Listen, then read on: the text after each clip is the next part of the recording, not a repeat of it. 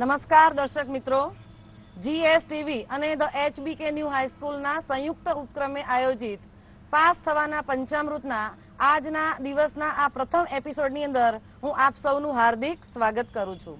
દર્શક મિત્રો, આજનો જે દિવસ છે એ વસંત પંચમીનો દિવસ છે અને આ દિવસની વિશેષતા એ છે કે આજે માં સરસ્વતીનું પૂજન થાય છે.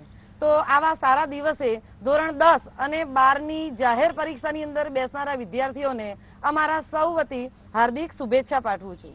વિદ્યાર્થી મિત્રો, આજે આપણે જે વિષયની વાત કરવાના છીએ ધોરણ 10 સામાજિક વિજ્ઞાનની અંદર પણ ખાસ કરીને ભૂગોળ અંગે ચર્ચા કરવાના છીએ.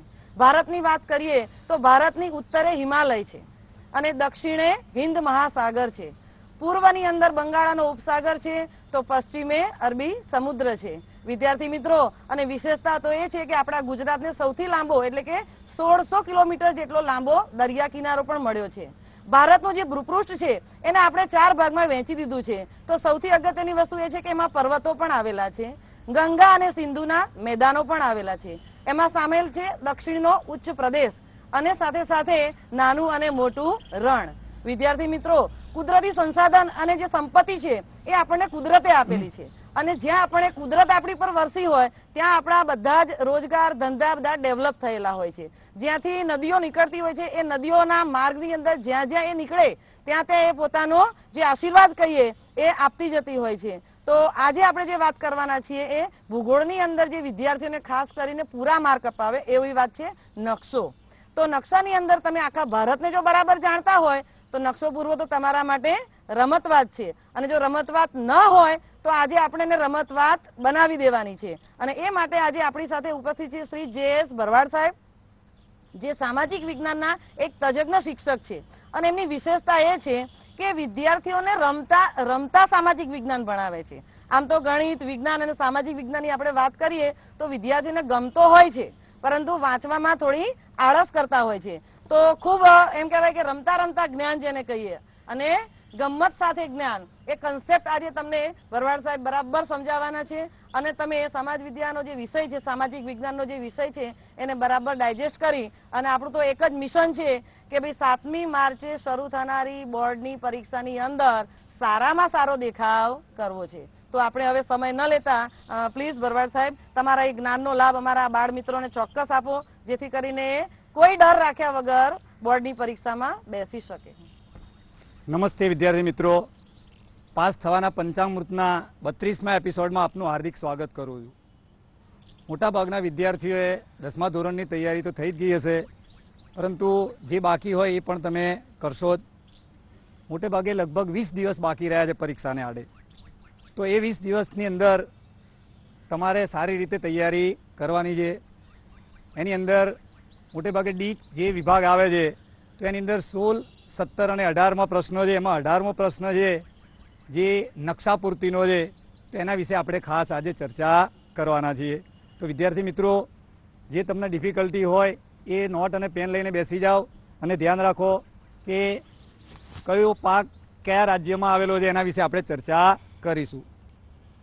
એમાં સૌથી પહેલાં જોઈએ ઘઉં. તો ઘઉં ઉત્પન્ન કરતો એક પ્રદેશ દર્શાવવાનો થાય તો તમારે પંજાબમાં દર્શાવવાનો રહેશે. ત્યાર પછી સફરજન ઉત્પાદનનું એક કેન્દ્ર પૂછાય તો નકશાની અંદર તમે દર્શાવી શકો છો જમ્મુ કાશ્મીરમાં. શેરડી, તો શેરડી ઉત્પન્ન કરતો એક કેન્દ્ર દર્શાવવાનું થાય તો ઉત્તર પ્રદેશમાં, કેમ કે ભારતમાં 50% કરતાં વધારે શેરડીનું ઉત્પાદન ક્યાં થાય છે? ઉત્તર પ્રદેશમાં. બાજરી, તો બાજરીના ઉત્પાદનમાં ખાલી જગ્યા રાજ્ય પ્રથમ સ્થાને આવે છે આવો વિકલ્પ પૂછાય છે તો એના માટે બાજરી દર્શાવવાની રહેશે રાજસ્થાન. ત્યાર પછી મકાઈ, મધ્યપ્રદેશનો મ અને મકાઈનો પણ મ, એટલે તમારે જ્યાં ભારતની મધ્યમાં જે વિસ્તાર આવતો હોય તો ત્યાં આગળ દર્શાવવાનું રહેશે મકાઈ. ત્યાર પછી તમાકુ, ચરોતરને સોનેરી પાનનો મુલક કહેવામાં આવે છે તો તમે ચરોતરની અંદર તમાકુ દર્શાવી શકો છો. ત્યાર પછી આવે છે મગફળી. તો મગફળીનું ગુજરાતમાં સૌથી વધુ ઉત્પાદન ખાલી જગ્યા રાજ્યમાં થાય છે તો આવશે જુનાગઢ, એટલે સૌરાષ્ટ્રની અંદર તમે મગફળી બતાવી શકો છો. ત્યાર પછી આવે છે કપાસ. તો કપાસના ઉત્પાદન માટે ગુજરાતનો ભરૂચ જિલ્લાનો કાનમ પ્રદેશ એ જાણીતો છે તો તમે ત્યાં આગળ કપાસ દર્શાવી શકો છો. ઘણી વખત કપાસની જગ્યાએ કાનમ પણ પૂછાય કે ભાઈ કાનમ પ્રદેશ દર્શાવો, તો તમે અહીંયા આગળ દર્શાવી શકો છો. ત્યાર પછી મહારાષ્ટ્ર, તો મહારાષ્ટ્રના ઉત્પાદનમાં કે ભાઈ ટૂંકમાં જુવાર, એ મહારાષ્ટ્ર તમે ત્યાં આગળ દર્શાવી શકો છો. કોફી, તો કર્ણાટકનો કુર્ગ પ્રદેશ એ કોફીના ઉત્પાદન માટે જાણીતો છે. એટલે પૂછાય કે કોફીનું સૌથી વધુ ઉત્પાદન ક્યાં થાય છે, તો કુર્ગ પ્રદેશ. ત્યાર પછી દરિયા કિનારાના વિસ્તાર છે, એક તો નાળિયેરી અને રબર, એ પણ તમે કેરળમાં દર્શાવી શકો છો. ડાંગર આવે, તો ડાંગર બિહાર, ઓરિસ્સા, આંધ્રપ્રદેશ, તો આ બધા જે રાજ્યો છે વર્ષમાં 2 વાર પાક લેવામાં આવે છે. તો ડાંગર તમારે દર્શાવવાની છે, ઓરિસ્સા અથવા તો આંધ્રપ્રદેશમાં બતાવી શકો છો. શણ માટે ઉત્પાદનનું મુખ્ય કેન્દ્ર છે પશ્ચિમ બંગાળ, તો શણનું ઉત્પાદન ક્યાં દર્શાવવાનું છે, પશ્ચિમ બંગાળમાં. ત્યાર પછી આવે છે ચા, તો દુનિયામાં સૌથી વધારે ચાનું ઉત્પાદન ક્યાં થાય છે, અસમમાં. તો અસમમાં ચા ઉત્પાદનનું એક મુખ્ય કેન્દ્ર છે. હવે વિદ્યાર્થી મિત્રો યાદ રાખો, તમે નકશો તો પૂર્યો, પરંતુ એની જે સંજ્ઞા સૂચિ છે એ દર્શાવવી જરૂરી છે. સંજ્ઞા સૂચિ એટલે દાખલા તરીકે ઘઉં, તો ઘઉં માટે તમે અહીં જે નિશાની કરી હોય એ જ નિશાની તમારે અહીંયા આગળ કરવાની રહેશે, ને તો જે નકશો છે એ ખોટો પડી શકે તેમ છે. એટલે ખાસ યાદ રાખજો, નકશા માટે સંજ્ઞા સૂચિ જરૂરી છે.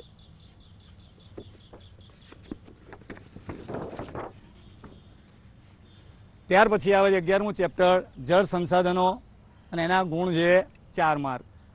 એની અંદર 1 માર્કનો નકશો ફરજિયાત પૂછાય છે. એમાં સૌથી પહેલાં જોઈએ નદીઓ અને બહુહેતુક યોજનાઓ. એમાં સૌથી પહેલાં ઉત્તરમાં જોઈએ પંજાબની અંદર સતલુજ નદી આવેલી છે. સતલજ નદી ઉપર કયો બંધ બાંધવામાં આવેલો છે, ભાખરા નાગલ નામનો બંધ બાંધવામાં આવેલો છે. ત્યાર પછી હિમાલયમાં ગંગોત્રીમાંથી નીકળે છે ગંગા નદી. ત્યાર પછી આવે છે બ્રહ્મપુત્રા નદી, જે અસમ અને અરુણાચલ પ્રદેશમાં થઈને વહે છે. નેપાળમાંથી નીકળે છે અને બિહારમાં થઈને પસાર થાય છે. કોસી નદી ઉપર કઈ યોજના છે, કોસી યોજના. ત્યાર પછી આવે છે ચંબલ યોજના, તો મધ્યપ્રદેશમાં ચંબલ નદી આવેલી છે, તો એના ઉપર કઈ યોજના આવેલી છે, ચંબલ યોજના.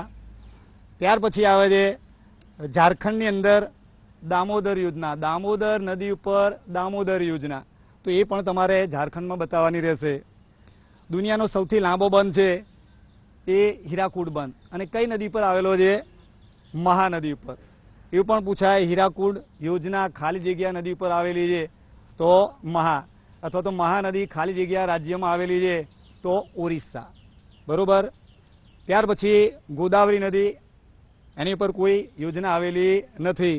ત્યાર પછી આવે છે કૃષ્ણા નદી ઉપર નાગાર્જુન સાગર નામનો બંધ બાંધવામાં આવેલો છે.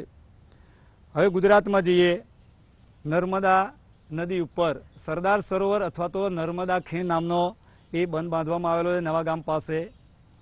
અને એના નીચે સમાંતર તાપી આવેલી છે, ઉપર નર્મદા અને નીચે તાપી, બંને એક સમાંતર વહે છે. તો તાપી નદી ઉપર કાંકરાપાર અને બીજો બંધ છે ઉકાઈ, એવા 2 બંધો બાંધવામાં આવેલા છે.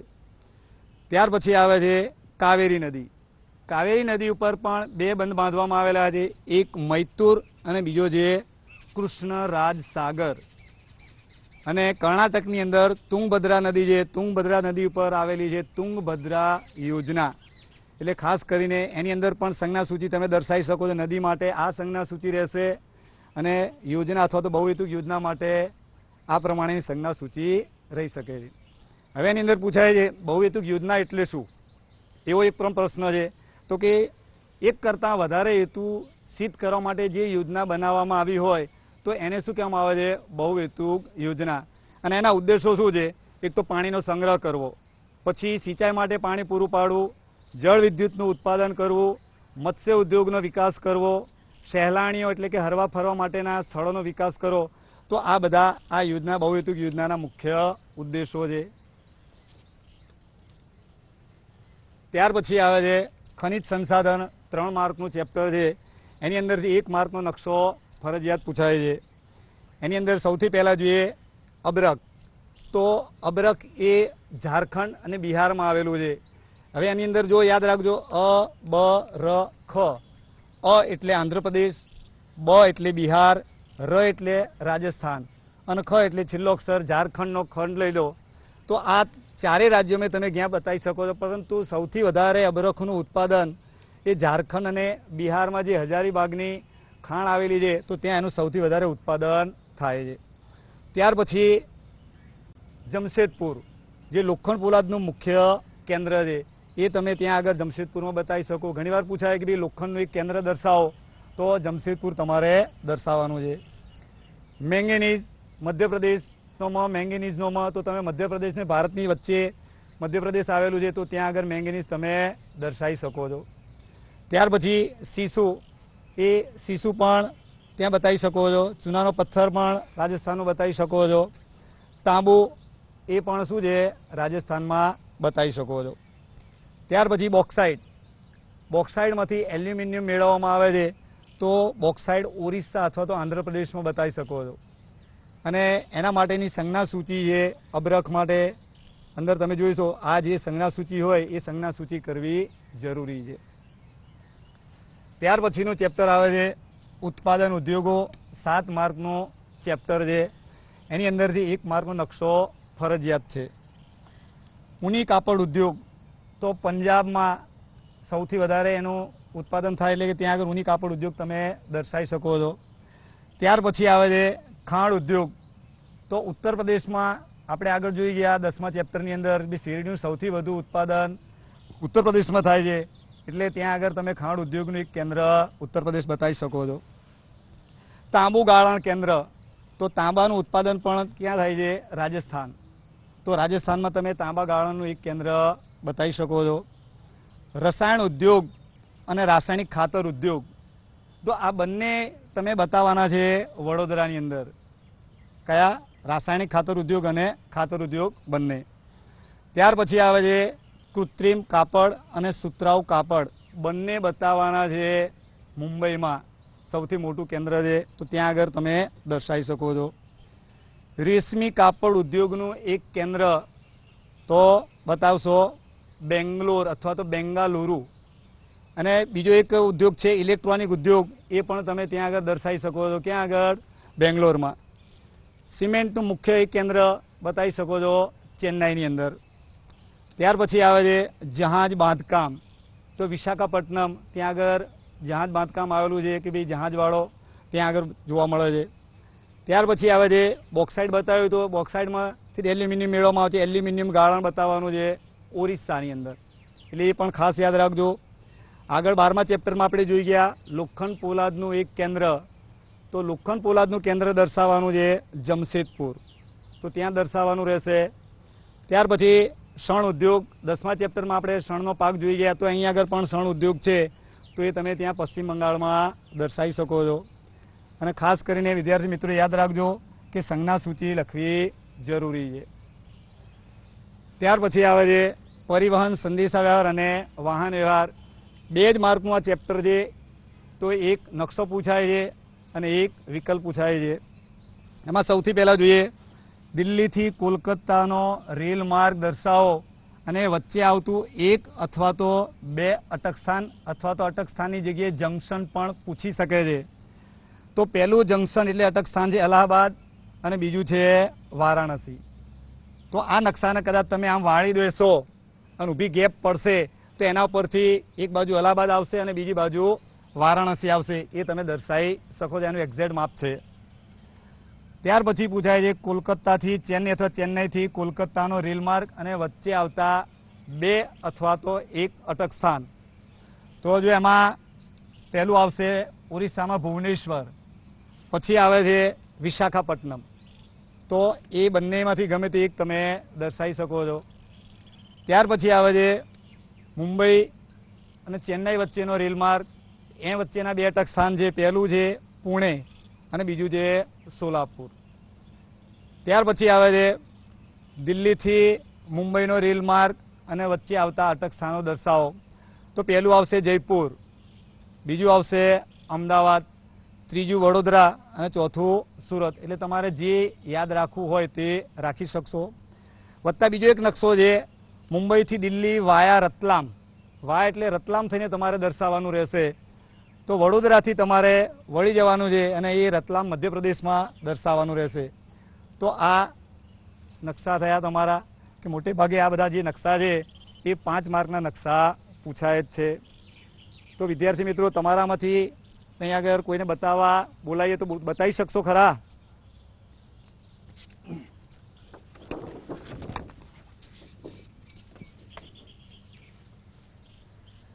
મહાનદી કોણ બતાવે છે?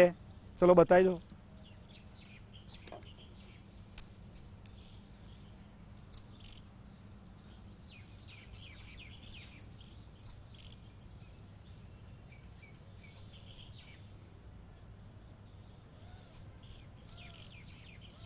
બરોબર છે, એક્ઝેક્ટલી સાચું. ચલો પછી તમારા વિદ્યાર્થી મિત્રોમાં કોઈને ડાંગર બતાવી શકશો? બતાવો જરા.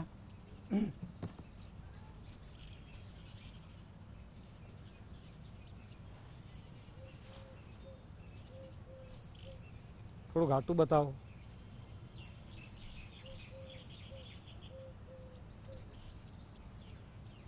ડાંગર ઉત્પાદનનો એક પ્રદેશ તમે બતાવી શકો છો, ઓરિસ્સા અથવા તો આંધ્રપ્રદેશ. ત્યાર પછી મેંગેનીઝ બતાવવું છે કોઈને? તાંબુ તાંબુ બતાવો. ચલો આવી જાઓ.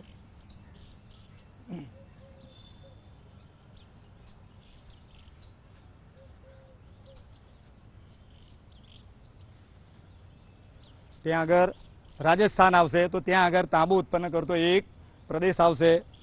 ત્યાર પછી એક યોજના લઈએ તો ભાખરા નાગલ યોજના કોણ બતાવે છે? આવી જાઓ.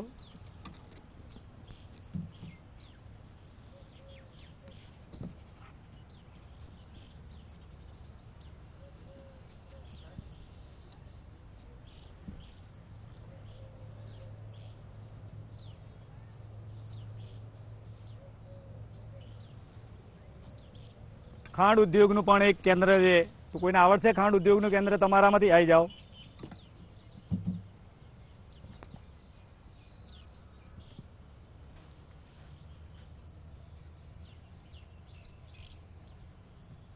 બરોબર છે, ઉત્તર પ્રદેશમાં ખાંડનું એક કેન્દ્ર આવી શકે છે. ત્યાર પછી મગફળી કોને ખબર છે? મગફળી આવી જાઓ.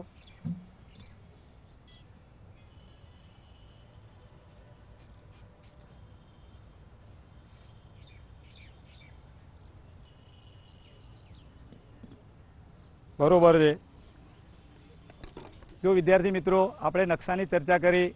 હવે પછી આપણે ચર્ચા કરીશું ચેપ્ટર 10માં ભારત કૃષિ. તો એના કેટલાક એક પ્રશ્ન એવો છે જે કન્ફ્યુઝન વાળો પ્રશ્ન છે. એમાં ટેકનિકલ સુધારા, કૃષિ ક્ષેત્રે આવેલા ટેકનિકલ સુધારા, અને બીજો પ્રશ્ન છે કૃષિ ક્ષેત્રે આવેલા સંસ્થાગત સુધારા. તો એની અંદર વિદ્યાર્થીઓ ખૂબ જ ગોથા ખાઈ જતા હોય છે. તો એને કારણે આપણે જોઈએ પહેલો કે ટેકનિકલ સુધારામાં કયા કયા મુદ્દા તમારે લખવાના છે.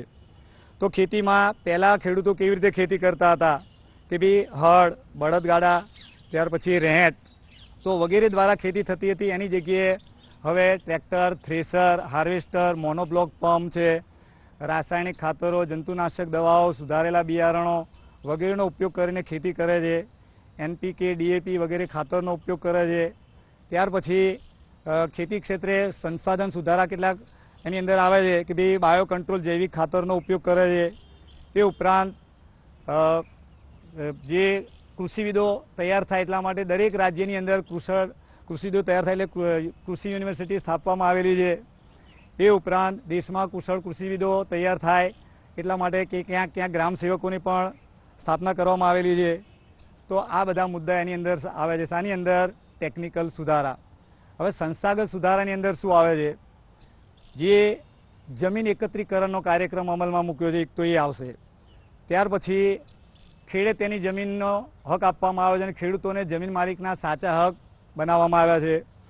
એ ઉપરાંત એની અંદર ખેડૂતોએ જેનો જે ગણોત ધારો છે એ નાબૂદ કર્યો છે અને ખેડૂતોને જમીન માલિકીનો સાચો હક મળ્યો છે. ખેડૂતો પાસે મૂડી ન હોય તો સહકારી મંડળી કે સહકારી બેંકો દ્વારા પણ ખેડૂતોને નજીવા વ્યાજના દરે પૈસા આપવામાં આવે છે અને ત્યાર પછી પાકનું ઉત્પાદન થઈ જાય એટલે એ મૂડી એમણે પરત કરવાની હોય છે. એ ઉપરાંત કેટલીક જગ્યાએ સરકારે માર્કેટિંગ યાર્ડની પણ વ્યવસ્થા કરેલી છે, ગોદામોની પણ વ્યવસ્થા કરેલી છે. ત્યાર પછી ગુજરાત તેલીબિયા ઉત્પાદક સંઘ, તેને ગ્રોફેડ કહેવામાં આવે છે, Gujarat state cooperative marketing society limited એટલે કે ગુજકો માસૂલ અને national dairy development board NDDB વગેરે સંસ્થાઓ ખેડૂતો પાસેથી અનાજ તેલીબિયાની ખરીદી કરે છે અને ખેડૂતોને એના ઉત્તમ ભાવ આપે છે. એટલે તમારે યાદ રાખવાનું છે કે ભાઈ ટેકનિકલ સુધારામાં કયા મુદ્દા આવે છે અને સંસ્થાગત સુધારામાં કયા કયા મુદ્દા આવે છે. એક આ પણ કન્ફ્યુઝનવાળો પ્રશ્ન છે. ત્યાર પછી 9મા ચેપ્ટરનો બીજો એક પ્રશ્ન છે કે ભાઈ જંગલ વિનાશના કારણો અને જંગલ વિનાશની અસરો. તો જંગલો લોકો શા માટે કાપે છે એટલે એને શું કહેવામાં આવે છે? જંગલ વિનાશના કારણો. એક તો માનવીની જમીન મેળવવાની ભૂખ, ત્યાર પછી ઇમારતી લાકડું મેળવવા માટે, ઉદ્યોગો માટે કાચો માલ મેળવવા માટે, ત્યાર પછી ઉદ્યોગોને શહેરથી દૂર લઈ જવાની નીતિ, રસ્તા, રેલવે, બહુહેતુક યોજનાઓના વિકાસ માટે માનવીએ જંગલો કાપી નાખ્યા છે. અને સૌથી વધારે જો કોઈ દૂષિત હોય તો કે ભાઈ માનવી કે ભાઈ એને જંગલોનો નાશ કર્યો છે.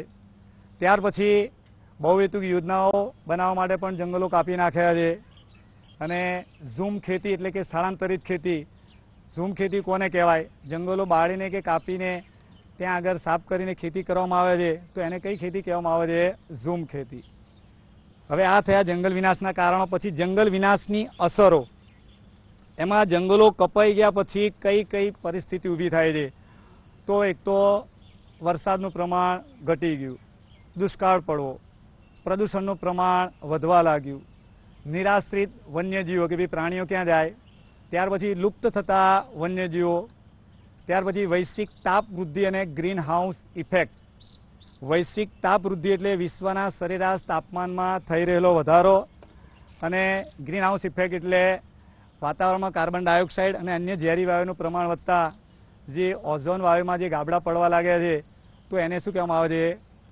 Green house effect. એટલે આ બધા પ્રશ્નોની ચર્ચા એની અંદર થઈ શકે એમ છે.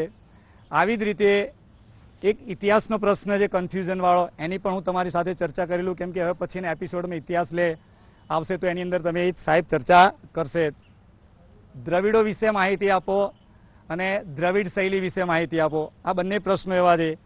તો દ્રવિડો એ પાષાણ યુગની સંસ્કૃતિના સીધા વારસદાર હતા. મોહેન્જો દડોની સંસ્કૃતિના સર્જકો હતા. ત્યાર પછી ધૂપ, દીપ, આરતી, પછી પ્રકૃતિ પૂજા, પશુ પૂજા એમને ભેટ આપેલી હતી. તીર, ભાલા, તલવાર, કાંતવું, વણવું, રંગવું વગેરે કલાઓથી તેઓ પારંગત હતા. માટીના વાસણો અને સુતરાઉ કાપડના ઓજારોથી પણ એ લોકો પરિચિત હતા. તો આ પ્રકરણ 1નો પ્રશ્ન છે. ત્યાર પછી બીજો પ્રશ્ન કન્ફ્યુઝનવાળો એની અંદર હતો પ્રકરણ 3નો, એમાં દ્રવિડ શૈલી. તો દ્રવિડ શૈલીની અંદર મુખ્ય આવે છે કે ભાઈ કૃષ્ણા અને ગોદાવરી નદીની આસપાસના વિસ્તારમાં સાતવાહન રાજાઓના સમયમાં કેટલાક સ્તૂપો બંધાયા. એમાં અર્ધ ગોળાકાર, ગોળાકાર, અંડાકાર અને ઘંટાકાર ટોચવાળા હતા. એમાં નાગાર્જુન કોંડાનો સ્તૂપ અને અમરાવતીનો સ્તૂપ. એટલે તમે તારવજો કે દ્રવિડ શૈલી પૂછી હોય તો દ્રવિડો વિશે જ મોટાભાગના વિદ્યાર્થીઓ લખતા હોય છે, એટલે આ ભૂલ થવી જોઈએ નહીં. તમારામાંથી કોઈ પ્રશ્ન હોય તો તમે પૂછી શકો છો. વિદ્યાર્થી મિત્રો બોલો. અગર ક્વેશ્ચન 5 માર્કનો હોય તો કેટલા મુદ્દા લખવા જરૂરી છે? 5 માર્કના પ્રશ્નની અંદર મોટે ભાગે 10 થી 15 મુદ્દા લખવાના હોય છે. તો એ પ્રમાણે તો તમને પૂરા માર્ક મળી શકે છે. બીજો પ્રશ્ન, આ સંજ્ઞા સૂચિ જો તમે ન દર્શાવો તો જે પેપર સેટ ચેક કરવાવાળા સાહેબ હોય છે તો એ માર્ક આપતા નથી. એટલા માટે સંજ્ઞા સૂચિ દર્શાવવી જરૂરી છે. સર, નકશા પૂરતી વખતે શી કાળજી રાખવી જોઈએ? હા, નકશા પૂરતી વખતે કાળજી રાખવી જોઈએ. દાખલા તરીકે નદી પૂછાઈ હોય તો તમારે નદીની નિશાની કરવી જરૂરી છે. યોજના પૂછાઈ હોય તો યોજનાની અંદર તમારે આ દર્શાવવું જરૂરી છે. વત્તા ઘણી વખત મુક્ત ત્રિકોણ પ્રદેશ પણ પૂછાય છે. તો મુક્ત ત્રિકોણ પ્રદેશ એ દરિયા કિનારા અને નદીના કેટલાક વિસ્તારની અંદર ત્રિકોણ આકારનો પ્રદેશ બતાવીને તમે દર્શાવી શકો છો. તમારા પછી બોલો. હા, બરોબર છે. વધારે અને પૂરા માર્ક લાવવા હોય તો વિદ્યાર્થી મિત્રો તમારે એક તો મુદ્દાસર અને સારું લખાણ લખવું જરૂરી છે. વત્તા જે મુદ્દા પૂરા થાય અથવા તો જે ક્વેશ્ચન પૂરો થાય તો ત્યાં આગળ તમારે પેન્સિલથી અંડરલાઇન કરવી જરૂરી, જેથી કરીને તમે ક્યાંય ભૂલ ન કરી શકો અને સારા માર્ક મેળવી શકો. નદી અને યોજના આપણે આગળ સમજાયેલી જ છે કે ભાઈ નદીને આ રીતે બતાવી શકાય છે, જ્યારે બહુહેતુક યોજનાને આ પ્રમાણે બતાવી શકાય છે.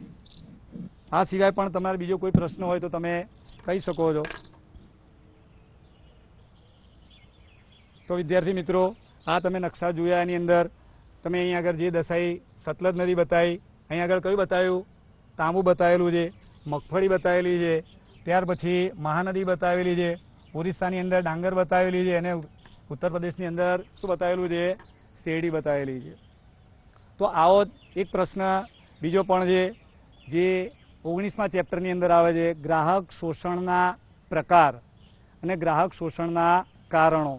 તો ગ્રાહક શોષણના જે પ્રકાર છે તો એની અંદર આવે છે ઓછું તોલમાપ, વધુ કિંમત, ત્યાર પછી અનાવશ્યક શરતો, કૃત્રિમ અછત ઊભી કરવામાં આવે છે, અપૂરતી કે અધૂરી માહિતી આપવામાં આવે છે, અને પસંદગીની છેતરામણી વગેરે 9 મુદ્દા કે 12 મુદ્દા એની અંદર તમે લખી શકો છો. તો એની સામે ગ્રાહક શોષણના કારણો છે, તો એની અંદર આવે છે મર્યાદિત માહિતી, મર્યાદિત હરીફાઈ, મર્યાદિત પુરવઠો અને નિરક્ષરતાનું ઊંચું પ્રમાણ. તો હમણાં જ પરીક્ષા રહી સ્કૂલની અંદર, તો આની અંદર હોશિયાર છોકરા પણ ભૂલ કરેલી છે કે ભાઈ ગ્રાહક શોષણના કારણો પૂછ્યા તો ગ્રાહક શોષણના પ્રકાર લખી નાખ્યા. એટલે આવી ભૂલ ન થાય એટલા માટે તમારે ખાસ તકેદારી અને ધ્યાન રાખવાની જરૂર છે. કેવી પ્રકારમાં કેટલા પ્રકાર આવે છે, જે 12 પ્રકાર આવે છે એ લખવાના છે, જ્યારે કારણોની અંદર કેટલા કારણો આવે છે? 4 કારણો, એ તમારે એની અંદર દર્શાવવાના રહેશે. એ ઉપરાંત બીજા પણ ઘણા એવા બધા પ્રશ્નો છે કે તમે કોઈ પૂછવું હોય તો પૂછી શકો છો. છે કોઈને પ્રશ્ન એવો કોઈ? ઓકે, થેન્ક યુ ભરવાડ સાહેબ. આજે તો મને સ્ક્રીન ઉપરથી એવું લાગે છે કે મેરા ભારત કેમ ધીમું બોલો છો? ભારત તો મહાન જ છે, બરાબર ને? પરંતુ એની મહાનતા ક્યારે સાર્થક થઈ ગણાય? કે એની રગે રગ આપણને ખબર હોવી જોઈએ. વિદ્યાર્થી મિત્રો, અત્યારે તો મીડિયાનો જમાનો છે. તમે કમ્પ્યુટર ઉપર ખાલી માઉસ લઈને બેસી જાઓ અને તમારું લેપટોપ હોય તો તમે ભારત જ શું, વિશ્વના તમામ દેશની ભૂગોળ જાણી શકો. તો પછી આપણા દેશની કેમ ખબર ના હોય? બરાબર છે? તો આ જે વિષય એવો છે, એક તો ઇન્ટરેસ્ટિંગ તો છે જ, અને આમ જનરલી આપણા દેશમાં તો છે જ, પણ બધા દેશની અંદર એવું હોય કે ભાઈ પોતાનો ઇતિહાસ અને પોતાની ભૂગોળ, પોતાનું અર્થતંત્ર અને પોતાનું જે બંધારણ છે એનાથી તો દરેકે દરેક નાગરિક વાકેફ હોવો જ જોઈએ. એ પરીક્ષામાં પૂછાવા લાયક પ્રશ્ન છે અને માટે તૈયાર કરવાનો એવું ના હોવું જોઈએ. કારણ કે આ તો સતત ચાલતી પ્રક્રિયા છે. કાલે તમે આગળ જશો, એનાથી કોઈ મોટા માણસ બનશો, કાલે કોઈ ઉચ્ચ સ્થાન ગ્રહણ કરશો, તો એ વખતે પછી મારે એવું યાદ ના રાખવું પડે કે ભાઈ ભારતની ઉત્તરે શું છે, પશ્ચિમે શું છે, દક્ષિણે શું છે. બરાબર? એ બાય ડિફોલ્ટ તમારા મગજની અંદર ક્લિક થઈ જવું જોઈએ.